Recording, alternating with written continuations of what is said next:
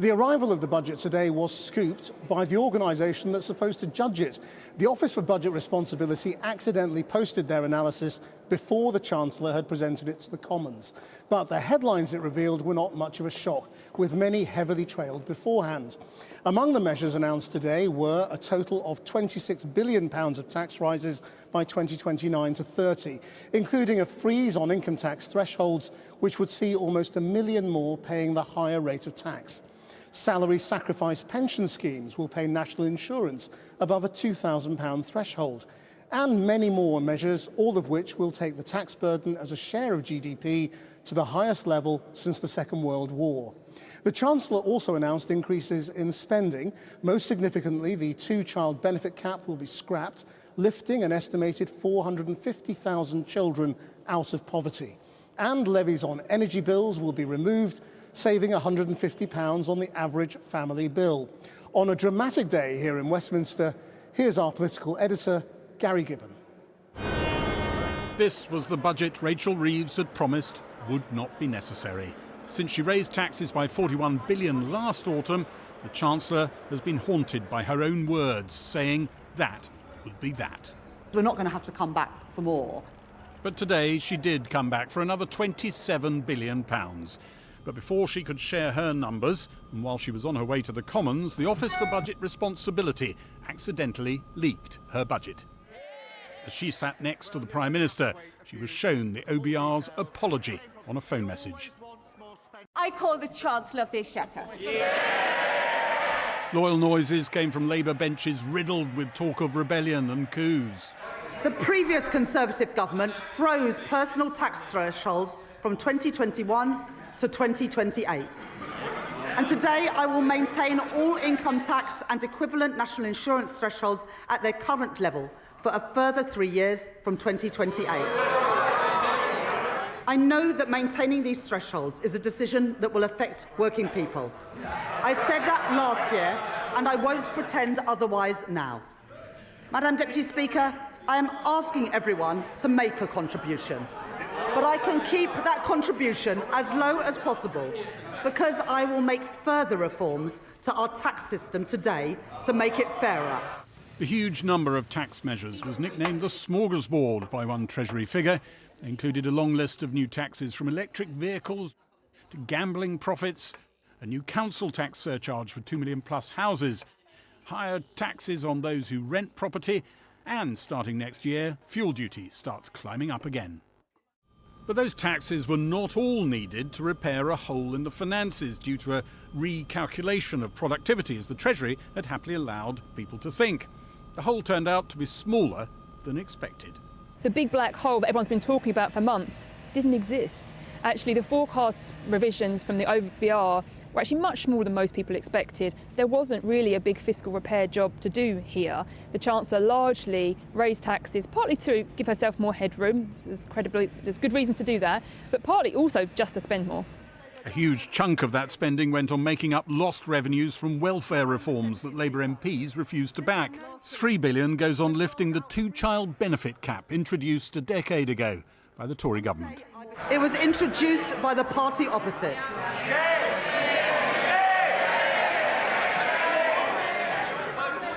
They said it would save money and that it would bring about behavioural change, disincentivising poorer families from having more children. Well, even on its own terms, it failed. The welfare bill has continued to rise, and there's been no difference in the size of families. But what it has done is to push hundreds of thousands of children into poverty since it was introduced. Tasha Williams has not been able to claim child benefit for her fourth child, as she was born after the child benefit cap came in. Money is excruciatingly tight. It was so stressful. There was many nights I remember just sitting and crying because you just don't know where anything's going to come from next. Sorry. Tasha works as a cleaner and as an exam invigilator. Her husband works in construction. They budgeted before having another child, but say they never thought the cost of living would rise by as much as it has. It means we can eat better. We will be able to eat as a family in the evenings as well, rather than just having noodles and stuff. We can actually sit down and have a proper cooked meal in the evening, because that's one thing we do struggle with at the moment. So it's going to be amazing that we're actually going to get some more money and that it will support us and make us all healthier. I can announce today, fully costed and fully funded, the removal of the two-child limit in full from April. Labour MPs shouted more. Party critics said that is surely what they'll get. Rachel Reeves also announced spending intended to ease the cost of living crisis. They've chosen to delay the rise in fuel duty, in particular to September 2026, and then to introduce it much more slowly. The other place the government's really taken action is on energy bills, and energy bills are still the biggest cost that's increased for households, being about a third higher in real terms than they were before Putin invaded Ukraine. And together we think that those will save households next year around £230. And that is it's going to be such a transformational policy for the health of the country. The Health Secretary welcomed the lifting of the child benefit cap. The occupants of numbers 10 and 11 will be hoping today calms down mutinous talk in Labour ranks. City reaction was calm, though many pointed out the tough stuff seemed to be deferred. The government is in a giveaway mode, spending nearly £21 billion of new money over the next few years, and then promises to tighten its belt and start saving money, £48 billion of it taken away in the last years of the forecast, with a general election due somewhere in the middle of that. Do you think some people in the markets will feel that there isn't a clear enough strategy for growth here, something they can get behind? Although they're not necessarily breathing down the Chancellor's neck today, that might come back. Yes, I think there's definitely a risk of that. And the government seems unwilling to tackle public spending and is just loading everything onto higher and higher taxes. So those worries are there. I don't think they'll be assuaged. I don't think they'll be calmed by the budget today. I commend this statement to the House. There was much here that Labour MPs had been demanding. But in the Office for Budget Responsibility, numbers, projections that life will continue to be tough for voters. And every sign today won't shift the polls that play on these MPs' nerves. And Gary's with me now. Well, if this budget was at least partly about stabilising the Starmer-Reeves administration, have they done it? This was a leadership in jeopardy. There's a reason Keir Starmer's allies went out there only a short while ago to say he will fight if there's a coup attempt. It's still a leadership in jeopardy, but things are relatively calm tonight. They bought themselves a bit of time. And that was always an intention behind this budget, and in particular behind the lifting of the two-child benefit cap. That was a crowd pleaser in there. But when you look at those cheering MPs in those images you just saw, don't misjudge that. Quite often, those moments of uproarious order paper waving are inverse indicators of what's really going on behind the scenes. A decent proportion of Labour MPs are still feeling that Keir Starmer is not actually the right guy to lead them into the next general election, and Rachel Reeves is basically tied to him by a rope, and if one was pushed over a cliff, the other one would be pushed over in whichever sequence you kind of feel. And they feel that when they look at this budget in the round, although they like the child benefit measure, I can find a lot of MPs, ministers as well, who say, where's the firmness of message? Where did growth disappear to? This is too shape-shifting as a government. Where's the confident command of comms, of communications strategy? What on earth was that press conference about where Rachel Reeves seemed to prepare everyone, brace everyone for a direct breach of the manifesto? And then there's the other thing which they can't really control. Where's the luck? The OBR leaking it, making the whole thing look like an omni-shambles. It just seems to happen again and again. So they bought themselves some time, but they're absolutely not out of the woods. Thanks, Gary. Cathy. Thanks, Krish. Well, the forecasts of the Office for Budget Responsibility were downbeat, with growth predicted to be lower and borrowing in the short term higher. So why has the Chancellor increased taxes like this, and who will be hit? Helia Ebrahimi is at the wall. Helia. This Labour government has now raised taxes by £68 billion in just two budgets, the largest tax raise since 1993, according to one think tank, and it's spending an extra £10 billion on welfare. Labour swept to power, promising not to raise taxes. They were so keen to persuade people that they ruled out the top 3 big taxes in their manifesto. But today, the Chancellor set out plans for hikes worth £26 billion. She raised £8 billion from freezing personal tax income thresholds. By the end of Parliament, 10 million more ordinary people will have been fiscally dragged into taxation or the 40p higher rate. That's an extra £1,400 a year on average. But pension contributions were also in the firing line, with limits imposed on salary sacrifice schemes. And then you have the big property tax shake-up. The top rates of council tax will now be hit with a surcharge of up to £7,500 a year. And finally, there's been lots of talk about the government cracking down on gambling companies, but actually £1 billion is far less than economists had expected.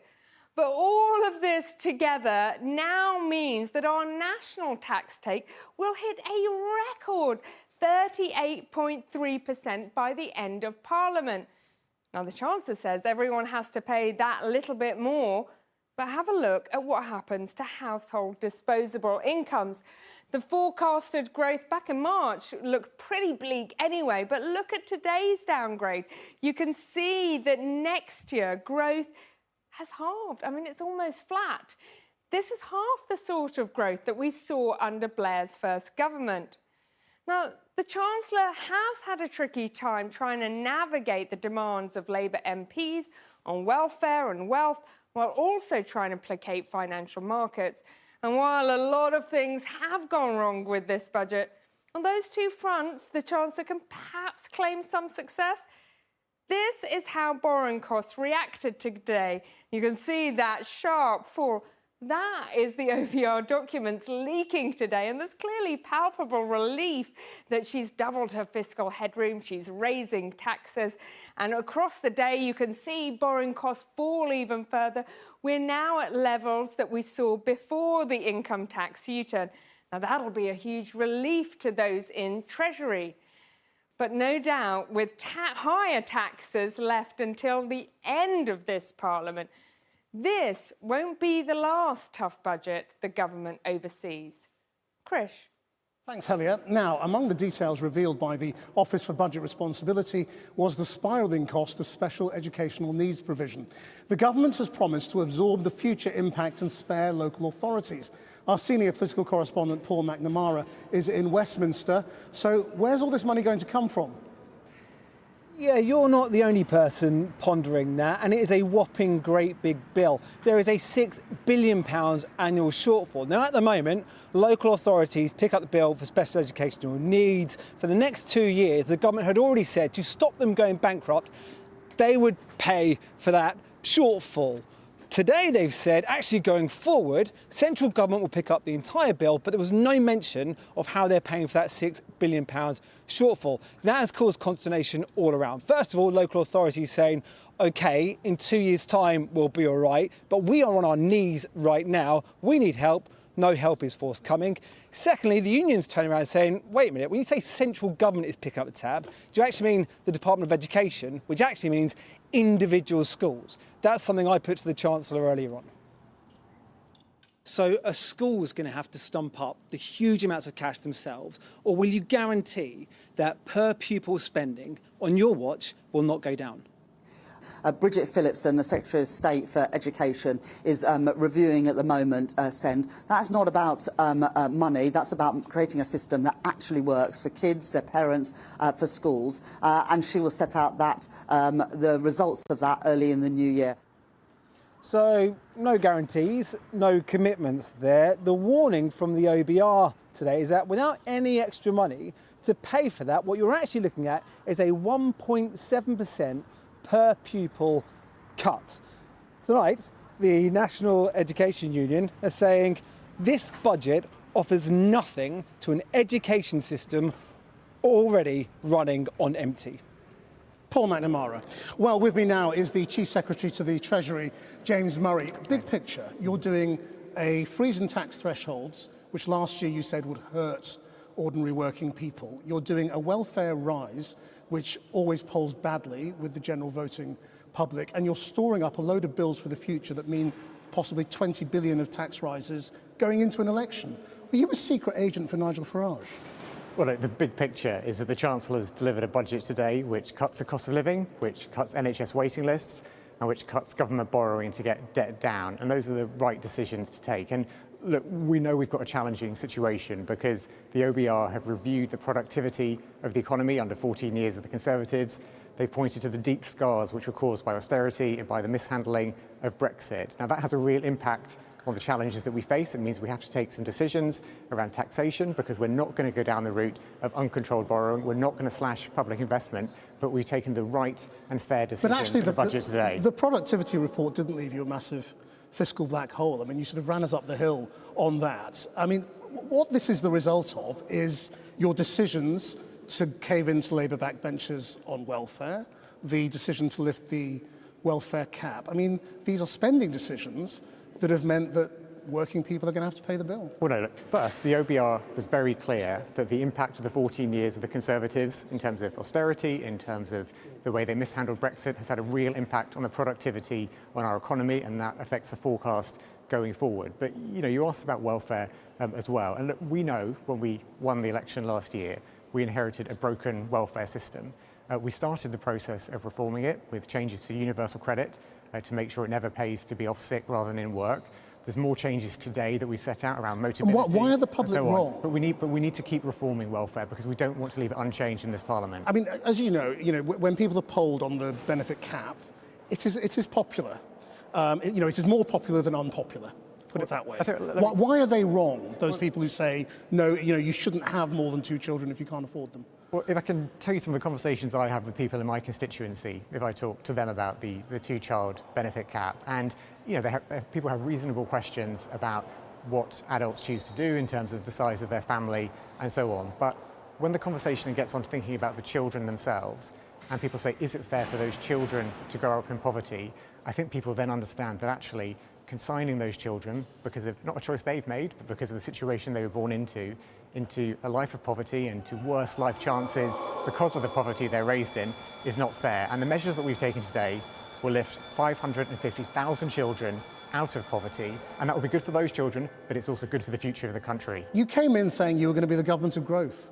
What's happened? I mean, growth is downgraded. Growth has been, and there's nothing in this budget that is going to stimulate growth. Has been increased this year from 1% to 1.5%. Thanks to Donald Trump's tariffs, in truth. The reason growth was 0.5% higher was because of all the orders trying to beat those tariffs coming in. If you look ahead, there is no sign of growth. The previous OBR forecast said we were going to have 1% growth this year. It's been uprated to 1.5%. Well, I've explained why. But in future years, the reason why it's been downgraded is because of the OBR's review of productivity under the 14 years of the Conservatives. But we are not going to let the Conservatives' mistakes determine the future of this country.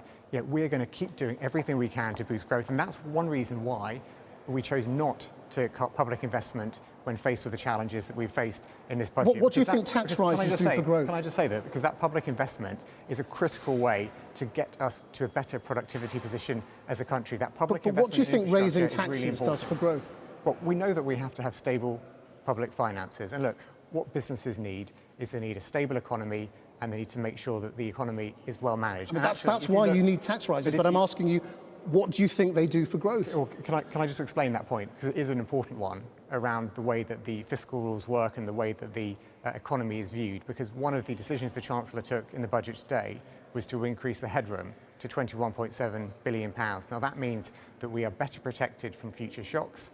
That gives us more protection in an uncertain world. And actually, for businesses who want to take investment decisions, that's good news because they want a stable environment to invest, and that is the basis on which we can grow the economy. But what we know is that there isn't going to be any promise this year of never again, because your own Red Book says you're going to have to raise taxes by about £20 billion in the final year of the government going into an election, and cut spending by nearly £3 billion. I mean, that's going to be a ridiculous job for any Labour Chancellor going into an election, isn't it? We just had a budget a few hours ago, and you're already speculating. No, but those numbers are in the Red Book. But I'm not speculating. I'm saying those numbers are in your Red Book, and they say you're running up bills that you currently can't pay. Well, what the numbers in the Red Book also show is how we are taking a tight grip on public spending by imposing an extra 0.5% efficiency target on departments toward the end of the scorecard, towards the end of this Parliament, to make clear that as we get into the next spending review, we're going to have a continued focus on efficiency and spending public money wisely, because we know how important it is to have a tight grip on public spending. There's some stuff we've already said we're going to get rid of, the police and crime commissioners, getting money back from all the dodgy asylum hotel contracts, the COVID fraud. All of that means more money that can be spent on people's priorities, but we're going to take that further and make sure we're spending public money efficiently on people's priorities. James Murray, thank you very much indeed. Cathy. Thanks, Krish. Well, the budget today ends months of fevered speculation with leaks and speeches preparing the public for what was to come. Now that the announcements are out, though, how has the budget gone down with a financially dispirited public? Andy Davies has been down to Bath Christmas Market to see if the budget has brought much festive cheer. Bath's Christmas Market, gearing up for opening day tomorrow. This city, with its famed Georgian splendour, evokes an era when Britain could boast vast economic growth. Now, as elsewhere, navigating the financial predicaments of today. If you were Rachel Reeves, I'd tell you to stop spending money and start saving money and cut taxes and cut spending and sort out the welfare budget that's just got out of hand and out of control. Stephen Orty, a local beef farmer, listened in to today's statement. But what we gather so far is she's freezing some of the allowances for the time being, which means it's going to drag a lot of people into higher tax brackets, which I think is a little bit unfair. What about tax thresholds being frozen again? I think, again, we're going to have to pay more. It seems a reasonable way to stay within their manifesto, but still raise taxes. I do think we pay a hell of a lot of tax in the UK compared to other places. I know we have free healthcare, which is amazing, but the tax man takes a lot from us in the UK, I do think. Minimum wage hikes got the thumbs up from many. Banging, that sounds good. But for one employer here, a hotelier and restaurateur, today's budget just didn't deliver enough for his sector. And also, I'm not sure what's still coming. It feels like we're moving into a new, heavily taxed economy. And what we want is just stability so we can get on looking after our guests, employing people, creating jobs. And, you know, hospitality is the stuff of society. I think that's the biggest disappointment, that the government haven't recognised the societal benefit that hospitality brings. On the new electric vehicle duty, we found one hybrid driver whose employer would have to pay. Maybe it feels like they're changing the goalposts quite a lot with people that have invested quite heavily in vehicles that no doubt cost a lot more money, thinking that they're going to be better off only for things to be changed might be frustrating for some. As for the Chancellor's so-called mansion tax, perhaps some rich pickings in Bath on this one, there were mixed views. Those people who have homes over £2 million will have to pay a £2,500 surcharge. Excellent. They should pay more. Yeah. Tax millionaires out of existence. It probably won't affect us, but I would object to it if we were in that position because, again, we've worked hard all our lives. We've paid into the system all the time, and to penalise people for trying to make their lives better, which is what I feel this government tries to do, I think it's just really sad. The council leader here certainly likes the sound of a new tourism tax option for England's mayors. Having a tourist levy that we can raise funds for the betterment of the place, it'll improve the tourist experience and it'll also improve the environment for local residents. So I welcome the implementation of a tourist levy. But he wants more detail on how councils can stave off financial crisis. As Bath looks to its Christmas market to boost its winter economy, so this government pins hopes yet again on its latest budget, desperately in need of some comfort and joy. Well, I'm joined now here in Central Lobby by the Shadow Chief Secretary to the Treasury, the Conservative Richard Fuller, the Liberal Democrat Deputy Leader Daisy Cooper, and Ellie Chowns from the Green Party. Now, I believe you're all against the freezing of the thresholds, but for quite different reasons. So let's just zero in on them a bit. I mean, it's a bit rich, isn't it, Richard Fuller, the Conservatives criticising this, when the government are only doing what the Conservatives did for 7 years? Well, not at all. I mean, first of all, you'll understand that the Chancellor said explicitly last year that this was not the thing she was going to do, and she has now done it. That hurts her credibility. And the reason that the Conservatives put that in place was to deal with some of the pressures that come from COVID and from which we're still living with. There's a little bit of that, but remember, today was the day that the chickens came home to roost for the Chancellor for the decisions she made last year, for the chilling effect that she has had on business growth, particularly small business growth.